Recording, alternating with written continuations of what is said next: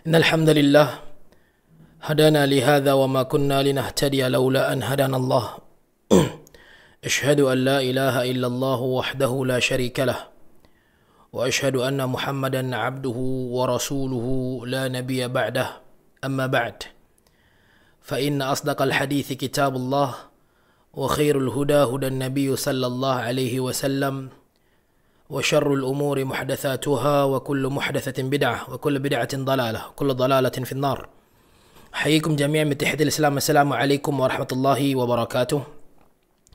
Alhamdulillah, hebatkan syukur kita kepada Allah Subhanahu wa taala dengan rahmat dan inayahnya kita dapat berkumpul lagi dalam majlis ilmu, yang mana ini adalah antara usaha kecil kita dalam memuliakan Ramadan, yang mana macam mana pun kita kena set bahawa bila datangnya Ramadan, amalan mesti dipertingkatkan, Al-Quran mesti dimuliakan lebih daripada bagaimana kita beramal dengannya pada bulan-bulan yang lain.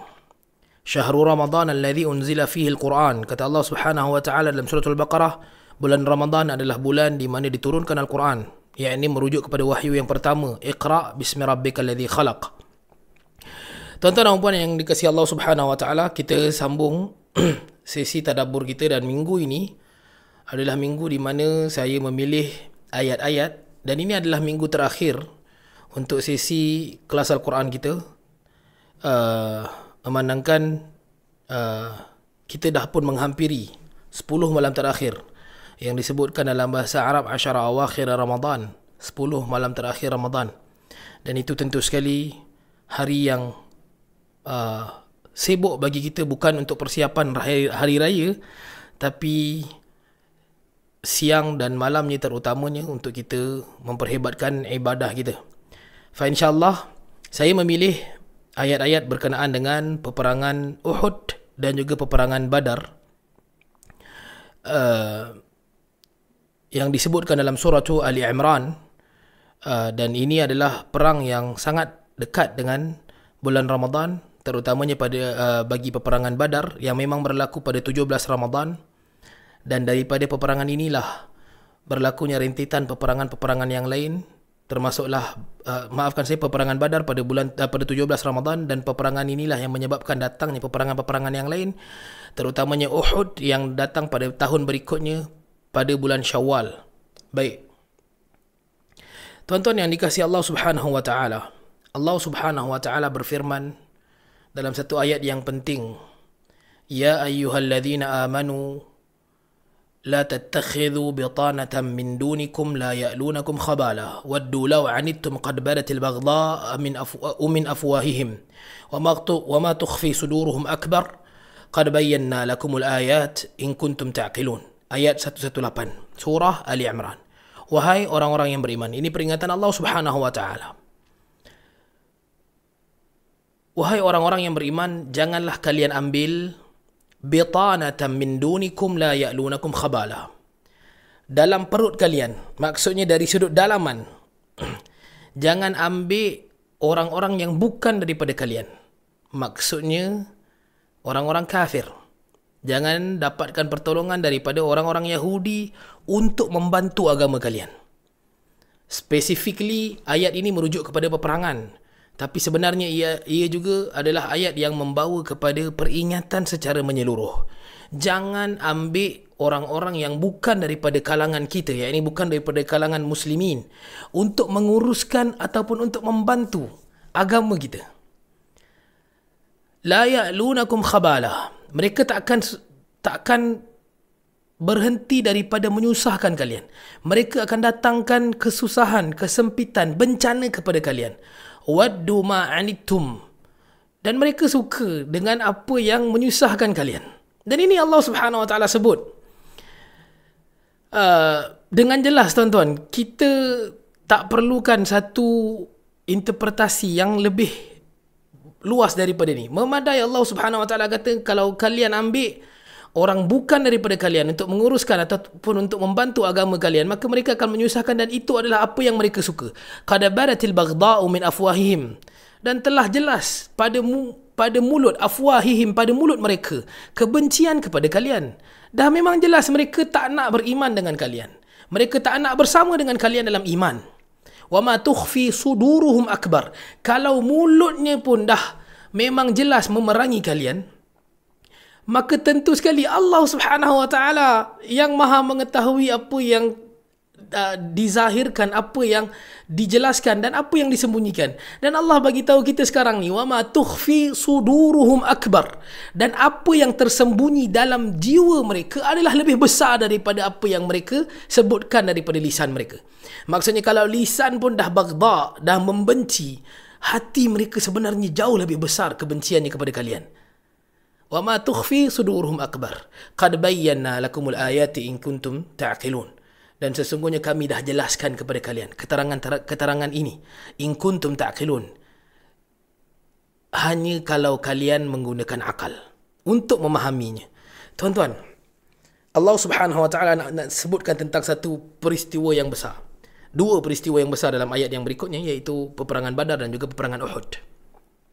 Dan Allah Subhanahu wa taala bawakan kepada kita untuk menyelami apa sebenarnya yang menjadikan orang-orang musyrikin Makkah, termasuklah orang-orang Yahudi, yang mereka sebenarnya dalam diam berpakat, dalam diam mereka menawarkan pertolongan, tapi dalam keadaan mereka sebenarnya mengharapkan kekalahan. Allah Subhanahu wa taala nak suruh kita faham betapa sebenarnya orang-orang ini, kalau mulutnya membenci, hatinya jauh lebih teruk daripada itu. Ha antum haula'i tuhibbunahum wa la yuhibbunakum wa tu'minuna bil kitabi kullih wa idza laqukum qalu amanna wa idza khalau 'addu 'alaykumul anamila minal ghaiz qul mutu bighaizikum innallaha 'alimun bidzatis sudur. Hati-hati. Mereka inilah orang-orang yang melanggar larangan Tuhannya. Tuhibbunahum, kalian suka dengan mereka. Tuan-tuan, kita kan ada satu sifat kepada non-Muslim ni, melihat kepada kebaikan, tapi yang anti tu baik, asal tu baik. Kalian suka dengan mereka, wala yuhibbunakum, tapi mereka tak suka dengan kalian. Allah Subhanahu wa taala yang sebut ni, bukan saya, bukan Menteri Perpaduan yang sebut ni. Menteri Perpaduan pun non-Muslim juga kan. Ini bukan nak cerita pasal politik Malaysia lah tuan-tuan, tapi nak bagi tahu that bagaimana sebenarnya kita perlu menjaga akidah kita, pegangan kita, agama kita, dan kitalah yang mempertahankannya. Bukannya kita mengharapkan ataupun menerima bantuan daripada mereka yang bukan daripada kalangan kita. Wa tu'minuna bil kitabi kullih, dan kalian beriman dengan Alkitab, yakni Al-Quran seluruhnya. Wa idza laqukum qalu, kalian sukakan mereka dan mereka tidak mencintai kalian, tidak menyayangi kalian. Dan sedangkan kalian beriman dengan Alkitab seluruhnya. Dan bila mereka jumpa dengan kalian, qalu, mereka kata amanna, kami beriman. Ini sifat siapa ni? Orang-orang munafik Yahudi pada zaman Nabi sallallahu alaihi wasallam. Dan adakah kita masih menjumpai orang-orang ini pada hari ini? Ya, kita memang nampak. Memang jelas. Ada orang yang non-Muslim yang memang memerangi, dan ada pula orang-orang munafik yang mereka beria mengatakan itu dan ini, tapi kemudiannya dari sudut tindakan mereka bukanlah orang yang lebih baik daripada satu orang yang baru masuk Islam pun. Wa idza laqukum qalu amanna, mereka bila jumpa kalian mereka kata kami beriman. Wa idza khalau 'addu 'alaikumul anamila minal ghaiz, tapi bila mereka berkumpul sesama mereka, mereka gigit hujung jari mereka kerana sangat geram dan marah dengan kalian. Depan kita, Ji, awak bagus Ji, buat kuliah apa semua Ji kan, mengajar Al-Quran dan sebagainya. Tapi di belakang kita, tuan-tuan, saya kena marah tuan-tuan. Ini bukan cerita orang lain lah. Saya kena marah. Ada satu orang tu, dia marah saya. Dan dia kata saya tak ada adab kerana saya selalu forward mesej-mesej jemputan masuk kelas.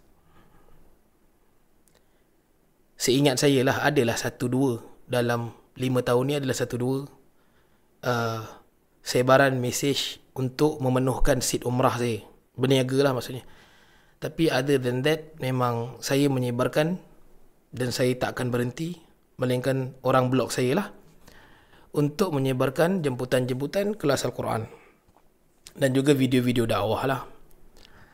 Ala kulli hal, nak jadi cerita orang tu marah saya, dia kata saya tak ada adab. Wallahu alam. Saya nak fikir logik, saya boleh hantar, dan bila kita hantar mesej dengan orang, kita tak perlu izin, setahu saya, sefaham saya, tak perlu izin sama ada kita boleh hantar atau tak. Orang tu lah yang sebenarnya mengizinkan untuk menerima ataupun tidak. So dia boleh block. Tapi dia memilih untuk marah saya. Dia kata saya tak ada adab. Dia kata kononnya saya ni belajar agama, saya ni mengajar agama, tapi saya tak ada adab. Wallahu alam. Semoga Allah Subhanahu Taala selamatkan saya dan selamatkan mereka. Tapi mereka, kata Allah Subhanahu Taala, orang-orang ini depan kita dia kata kami beriman, kami percaya dengan kau. Tapi di belakang mereka menggigit jari-jari mereka kerana geram, marah kepada engkau wahai Muhammad. Qul, katakanlah, mutu bighaizikum, matilah kalian dalam kemarahan kalian ini. Innallaha alimun bidzatis sudur. Sesungguhnya Allah itu Maha tahu dengan apa yang ada di dalam setiap isi hati manusia. Kemudian kata Allah Subhanahu wa taala, in tamsaskum hasanatun tasu'hum wa in tusibkum sayyi'atun yafrahu biha wa in tasbiru wa tattaqu la yadurrukum kaiduhum syai'a innallaha ya'lamuna muhit. Kalaulah kalian memperoleh kemenangan, ketenangan, keamanan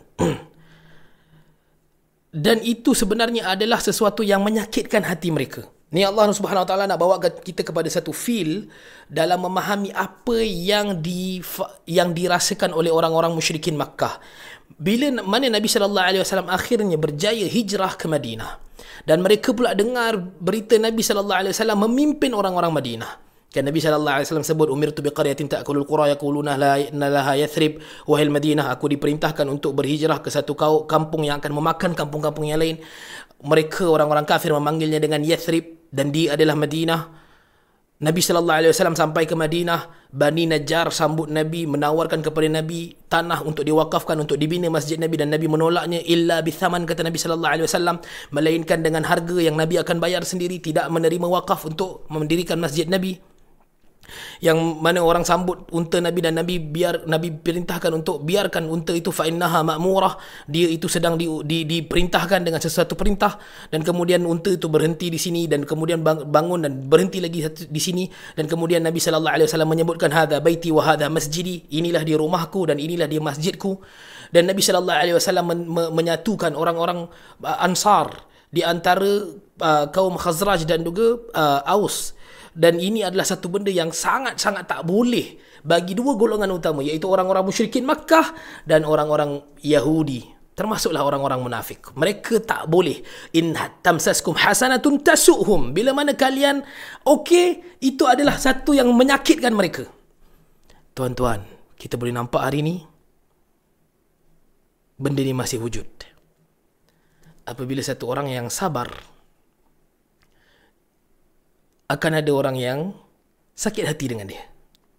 Bila satu orang itu berjaya dan bila satu orang itu dia tenang, sedangkan kelilingnya ada ramai orang yang cuba menjatuhkan dia, ada ramainya orang yang cuba untuk memburukkan dia. Dan bila dia tenang, dia senang, dan mungkin dia hidup dalam keamanan, itu bukanlah sesuatu yang menggembirakan musuh-musuhnya.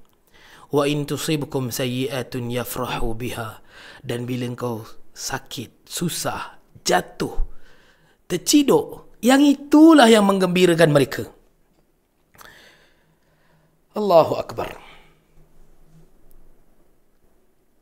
Masih ramai tuan-tuan yang begini, yang masih wujud hari ini, baik dari kalangan non-Muslim juga bagi kalangan orang yang sesama Muslim.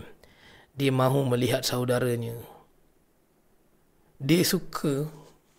Saya ada ramai kawan-kawan yang bila Ramadan minta pendapat saya. Bukanlah sebab saya lebih power pun, tidak. Mungkin sebab saya ni selalu buat kelas sedikit konsisten, Alhamdulillah. So mereka minta pendapat, aku nak buat begini, nak buat begini, nak buat begini.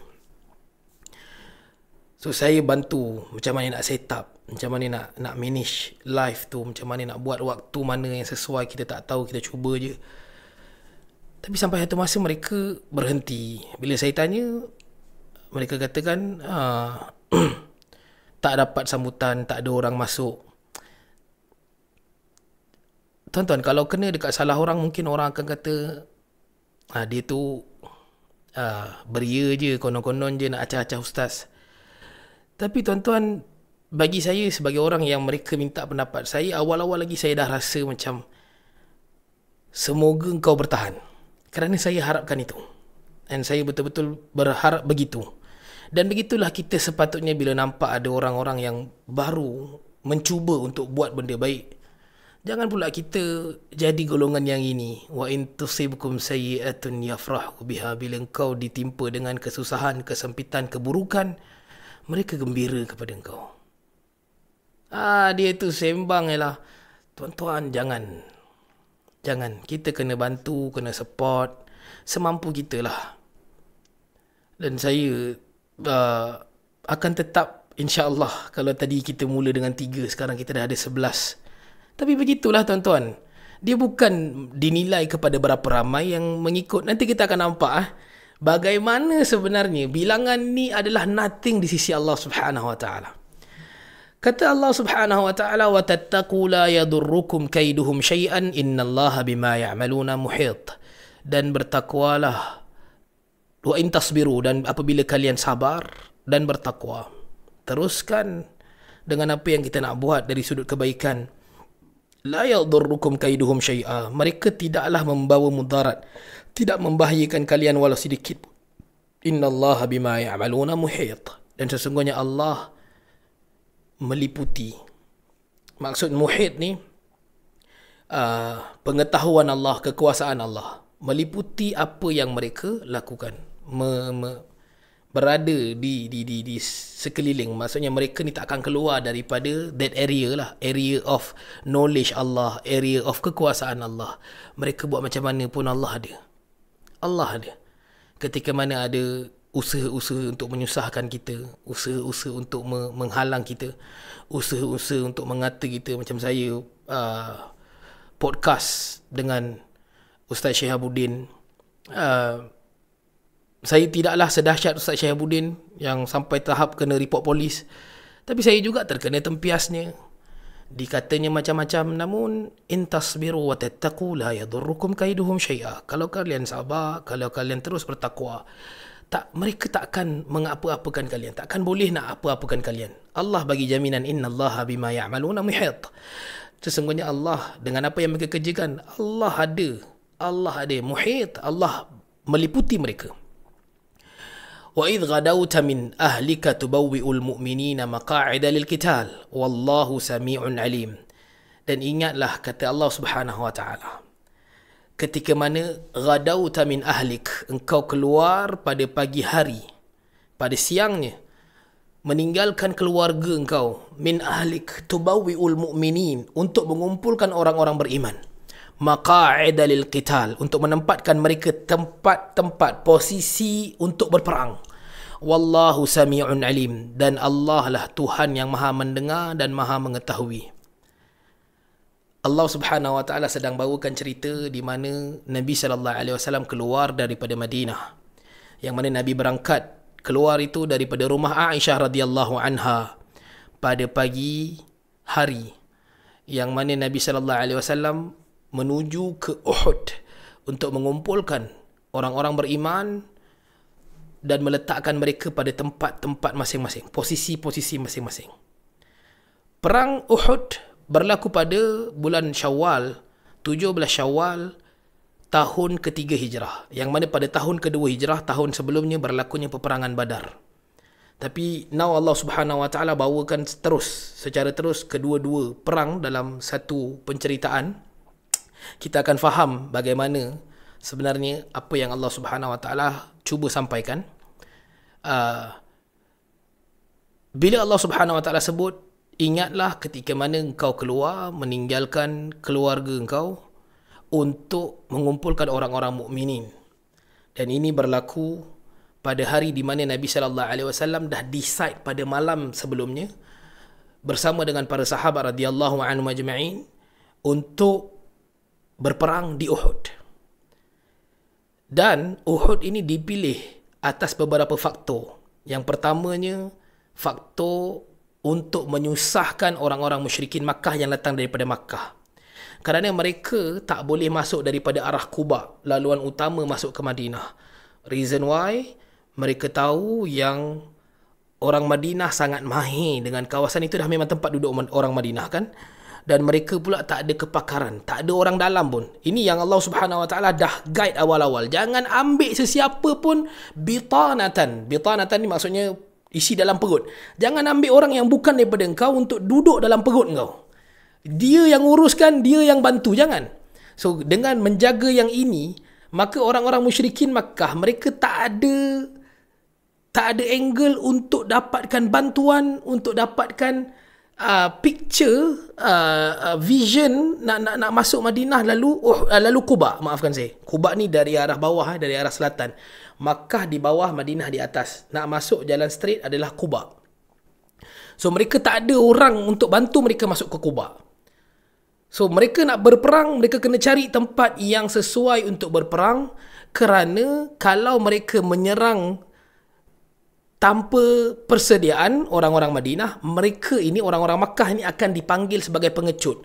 Dan itu dah cukup memalukan mereka, memandangkan mereka dah terlalu malu dulu ketika mana mereka dikalahkan dalam perang Badar. Maka mereka datang 3,000 orang tentera. Musyrikin Makkah datang 3,000 orang tentera. Sedangkan muslimin dikumpulkan tentera adalah 1,000. Dan ditolak dengan orang-orang munafik, tinggallah 700 saja. So, dari sini kita dah faham satu benda. Bilangan bukan nilai di sisi Allah Subhanahu Wa Taala. Satu orang ustaz yang mungkin tak ada, dia jadi macam bias pula kan, sebab saya memang tak ada pengikut kan. Tapi nak bagi tahu that kebenaran, keimanan tidak dinilai daripada berapa ramai yang mengikut dia. Kalaulah hari ini tuan-tuan, kita melihat orang hanya mengambil perkataan daripada orang-orang yang popular semata-mata. Orang hanya mencontohi perbuatan daripada ustaz-ustaz ataupun selebriti-selebriti yang ramai pengikutnya. Hari ini kita melihat yang dijemput ke TV, stesen TV, ke radio-radio adalah yang ramai pengikutnya supaya dapat menjana pengikut tambahan kepada stesen-stesen yang bertanggungjawab. Maka tentu sekali mungkin kalaulah Nabi itu berada pada zaman ini, Nabi bukan yang dijemput. Kerana Nabi tak ada numbers. I don't have numbers. So Nabi hanya ada 700 berbanding dengan 3,000. Sebab tu kalau cerita pasal Abu Lahab, nak cerita pula pasal Abu Lahab kan. Abu Lahab ni satu orang yang handsome, ramai pengikut, bercakapnya sedap. Orang dengar je cakap Abu Lahab, orang terus percaya. Orang terus ikut. Walaupun kalau kita ikuti cerita-cerita yang Allah Subhanahu Wa Taala bawakan tentang Abu Lahab ni, kita nampak dia bodoh. Tapi Allah Subhanahu Wa Taala tunjukkan kepada kita that numbers is nothing. Dia bukan cerita pasal numbers. Kata al-Imam Syafi'i rahimahullah ta'ala, ma wafaqa an-nabiy sallallahu alaihi ma wafaqa al-kitab wan nabiy sallallahu alaihi wasallam fa huwa madhhabi. Apa yang bertepatan dengan al-kitab dan juga sunnah dan rasul, itu adalah madhabku. Baik. Nabi sallallahu alaihi wasallam keluar daripada Madinah untuk menuju ke Uhud. Apa maksud keluar daripada Madinah? Bukan ke Uhud tu dalam Madinah. At that time, pada tahun ketiga hijrah, maksudnya tahun ketiga selepas Nabi berhijrah ke Madinah, Madinah adalah merujuk kepada kampung Madinah yang hari ini dikepung oleh pagar Masjid An-Nabawi. So maksudnya kalau tuan-tuan tengok, kenapa Masjid An-Nabawi ni ada pagar? Kan dah ada bangunan, dah ada pintu nombor 22, 23, 24 dan ni yang popular lah 25. Kalau daripada hotel kami tu pintu nombor 27, Hotel Dar An-Naim. So kalau gate tu, kenapa perlu ada gate? Buka je lah gate tu. Tidak, gate tu adalah simbolik kepada kota Madinah at that time. Pada zaman itu. Tu kota Madinah. So Uhud adalah di luar kota Madinah. Faham tak? Tapi di dalam tanah haram Madinah. Nabi sallallahu alaihi wasallam doa, Allahumma kama harrama Ibrahim Makkah wa inni haramtu ma baina labataiha. Al-Madinatu haramun ma baina al-'airi wath-thawr. Ya Allah, seperti mana Ibrahim memohon untuk disucikan Makkah, aku memohon supaya disucikan Madinah ini di antara dua batu hitam di kanan dan kirinya.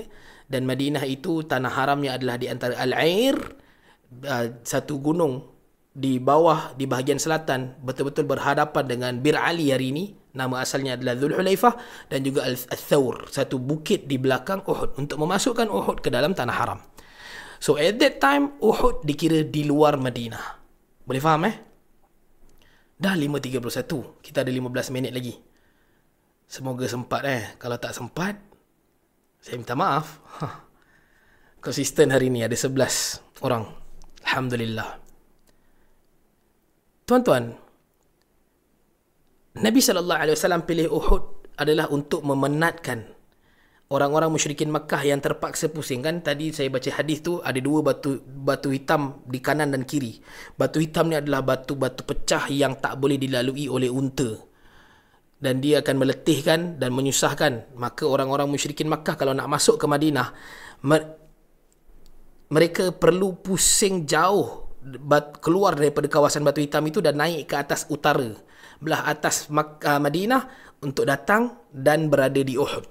And tempat yang Nabi pilih adalah tempat yang fair and square.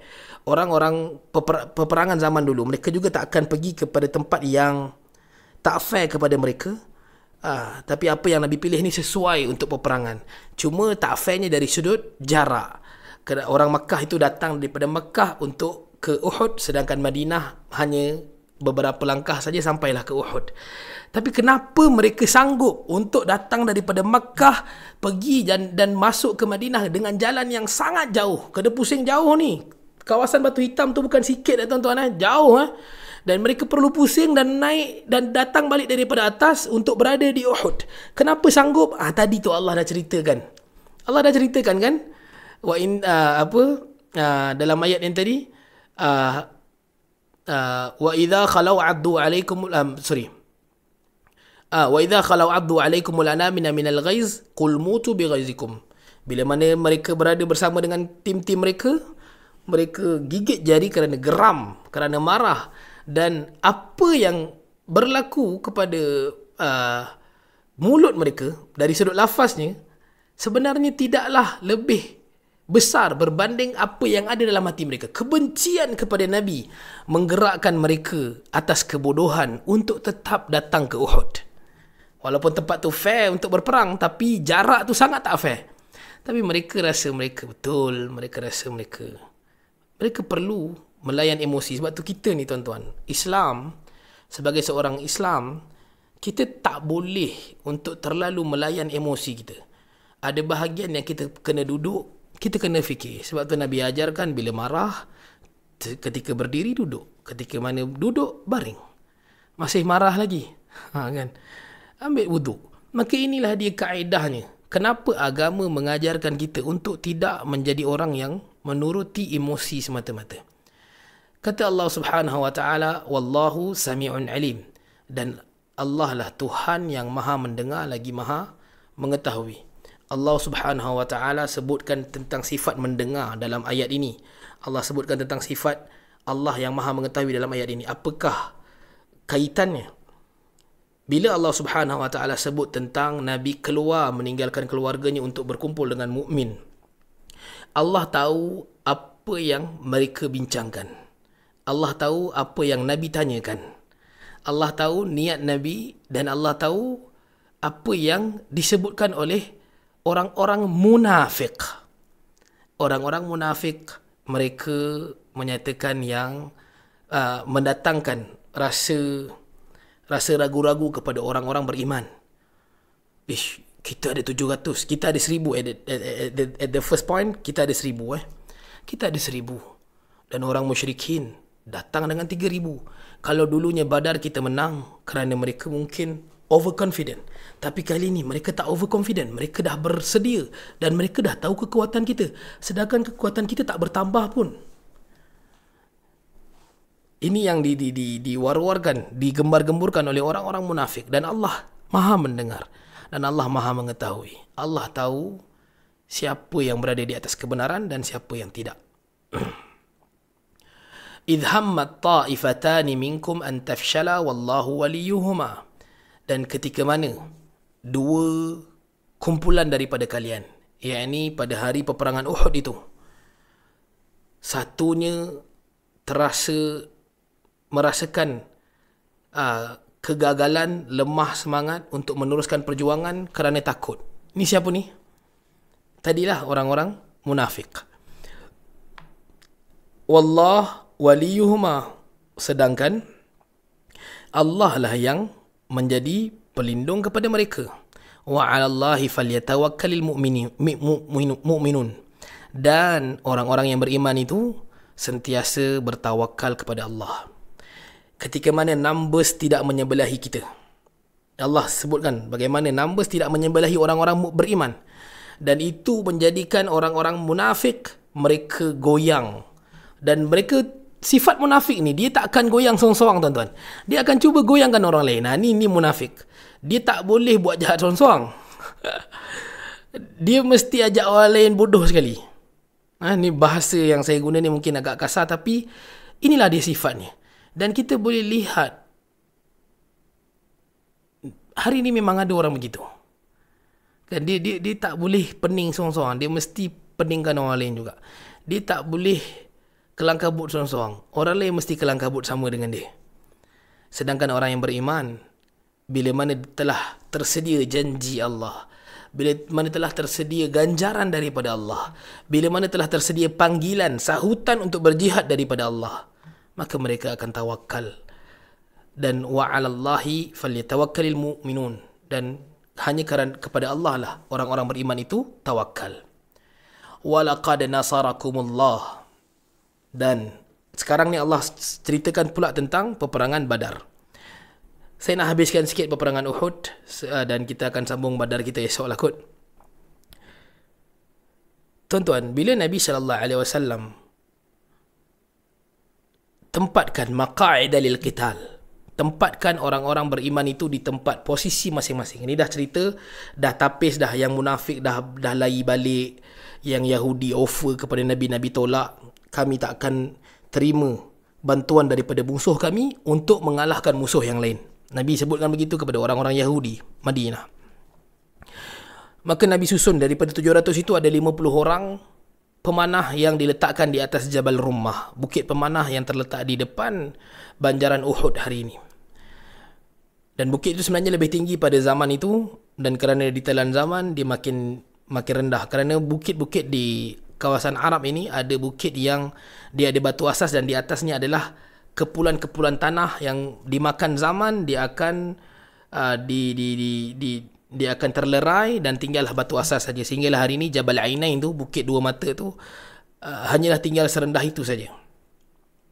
Dan Nabi SAW letakkan pemanah-pemanah di sana, diketuai oleh Abdullah bin Jubair dengan perintah Nabi yang jelas, in ra'aitumuna takhtafuna at-tayr fala tabrahu makanakum hadha hatta ursila ilaikum. Kalaulah kalian melihat kami ini, yang tentera di bawah ini, dikalahkan, mati, kering, dimakan oleh burung-burung, jangan kalian tinggalkan tempat ini sehinggalah aku hantarkan arahan kepada kalian. Macam mana arahan tu boleh sampai, tak perlu tahu, walaupun ceritanya Nabi dah mati dah. Ni kalau sekalipun kami mati, kami kering, mayat kami kering dimakan oleh burung-burung, jangan tinggalkan tempat ini sehinggalah aku hantarkan arahan kepada kalian. Wa in ra'aytumuna hazamna alqaum wa awta'nahum fala tabrahu makanakum hatta ursila ilaikum. Dan sekalipun kami di bawah ini menang, mengalahkan tentera itu dan meninggalkan tempat ini, maka jangan kalian tinggalkan tempat ini sehinggalah aku hantarkan arahan kepada kalian. So this is apa yang Nabi SAW pesan kepada tentera-tentera pemanah di atas bukit pemanah. And at the first part, ketika mana sampainya tentera musyrikin seramai 3,000 orang. Orang-orang musyrikin masuk daripada satu-satunya jalan yang ada di antara ladang tamar milik orang Yahudi dan juga lereng gunung Uhud yang paling hujung, di sebelah kiri kalau kita menghadap ke Uhud. Itulah satu-satunya laluan. Dan bila mereka masuk, pemanah-pemanah memainkan peranan penting untuk memanah ke arah itu, sehingga mereka tak dapat masuk. Mereka tak dapat menyerang pun orang-orang mukmin di hadapan. Daripada 100, nisbahnya mungkin 1 atau 2 yang lepas daripada panahan itu. Dan kalau mereka terlepas sekalipun, mereka terpaksa menghadap hero utama pada peperangan Badar dulu, iaitu Hamzah bin Abdul Muttalib, yang ada di depan mereka. Nabi letakkan 10 orang sahabat radhiyallahu anhum ajma'in yang terhebat dan terulung dalam peperangan, diketuai oleh Hamzah bin Abdul Muttalib, adanya Ali bin Abi Talib, adanya Abu Bakar, adanya Umar bin Khattab radhiyallahu anhum ajma'in di sana. Nabi letakkan juga Khalid bin Al-Walid. Nabi tempatkan, dan merekalah yang akan menyambut orang-orang yang terlepas daripada panahan.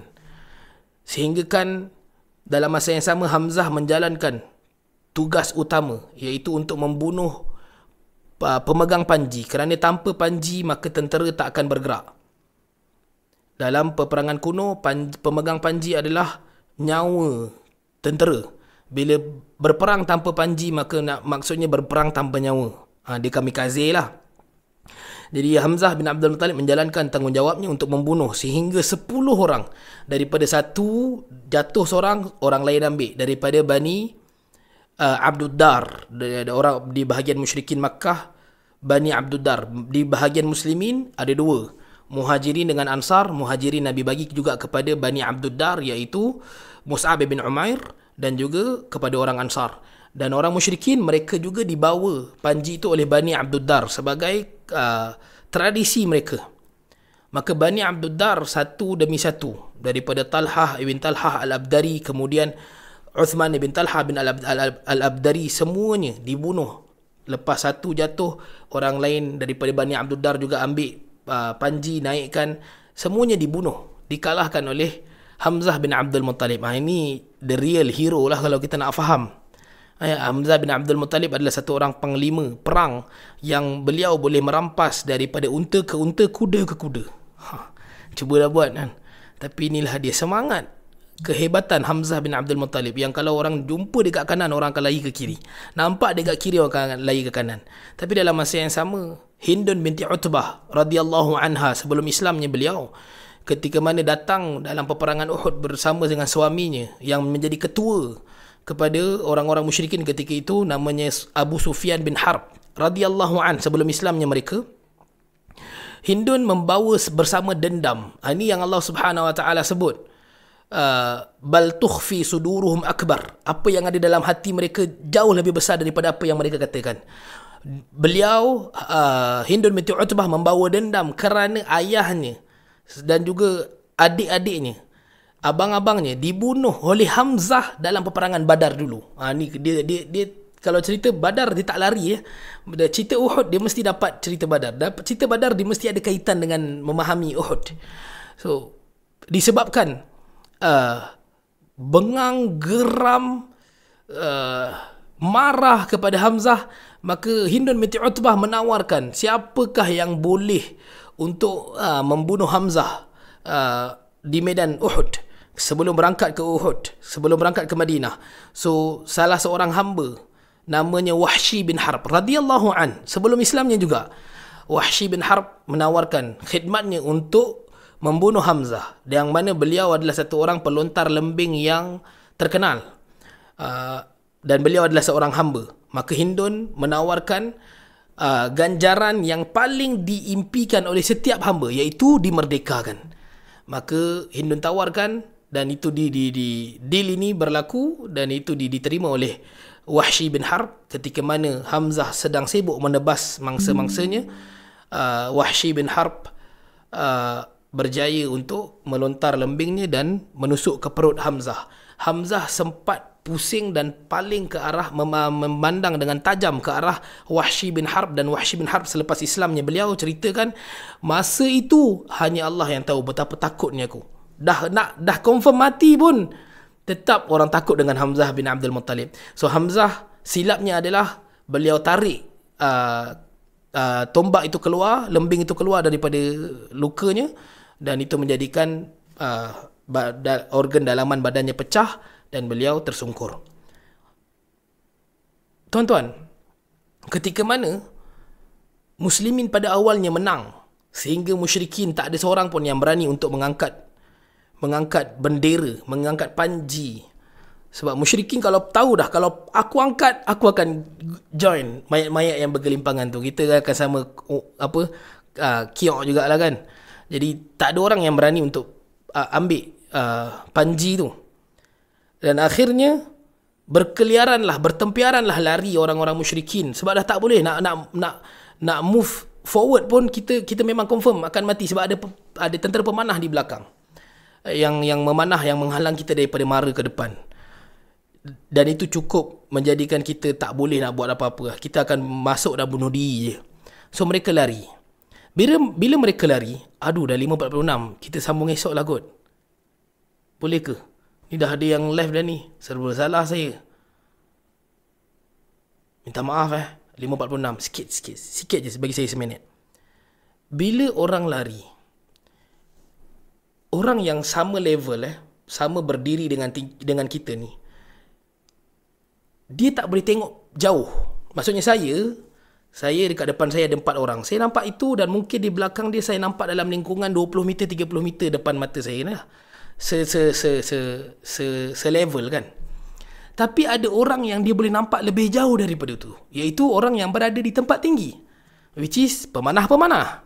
Mereka daripada awal lagi berada di tempat tinggi. Mereka nampak ke mana larinya tentera-tentera musyrikin, yang mana kita perlu tangkap, jadikan tawanan, dan tawanan ini menjadi maruah yang besar kepada kita orang-orang Madinah, dan juga menjadi nilai yang baik untuk dakwah. Di mana mereka kalau ditangkap, mereka perlu ditebus oleh keluarga mereka di Makkah, dan harga tebusan tentu sekali mahal, kerana yang datang untuk Uhud ini adalah ketua-ketua kabilah, pejuang-pejuang yang hebat. Mahal harganya untuk ditebus.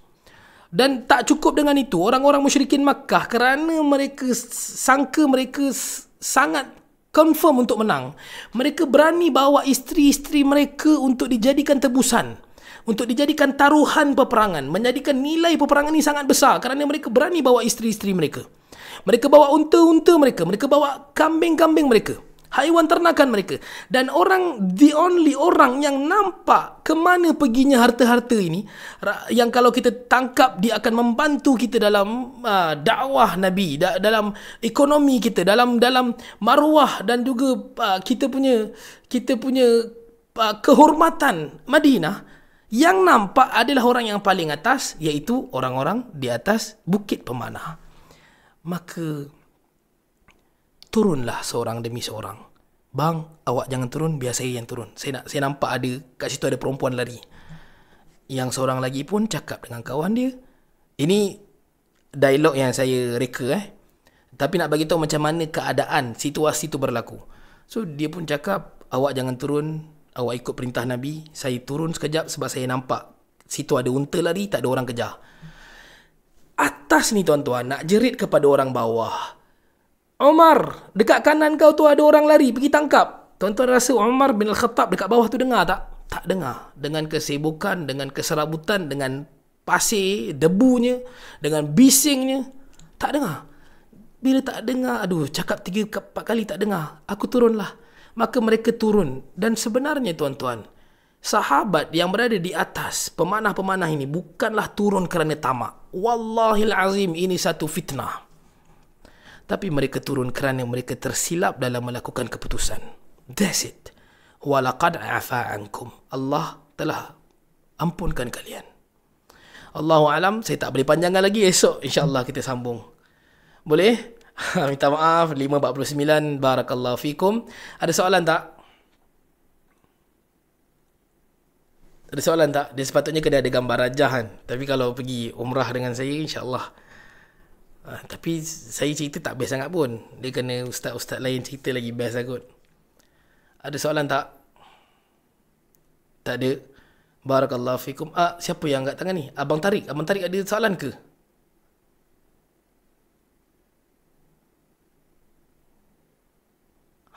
Abang Tarik. Kenapa saya tak dengar suara? Sekejap. Sekejap. Speaker, astagfirullah. Sorry, patutlah saya salah setting. Okey, Abang Tarik, soalan semula? Soalan sangat short, simple je Ustaz. Okey. Kalau macam ini, dari segi ayat tadi kan, Okey. perang, kalau dari segi perang, kita jangan percaya dengan musuh Islam. Maksud dia orang kafir lah. Okey. Tapi macam mana pula Ustaz kalau dari segi bisnes? Contoh macam kita nak berniaga. Kalau ada seorang ni nak kerja sama kita orang Islam, ada seorang lagi bukan Islam yang nak kerja sama kita. Macam tu lah, lebih kurang macam tu. Jadi macam mana Ustaz? Okey, partnership dah ni, partnership dengan ni. Partnership. Dengan Pinyang KL Foodie. Okey. Contoh Kita kena tahu dalam setiap ayat itu dia ada teks dan konteks. Apalagi ayat-ayat yang melibatkan hukum.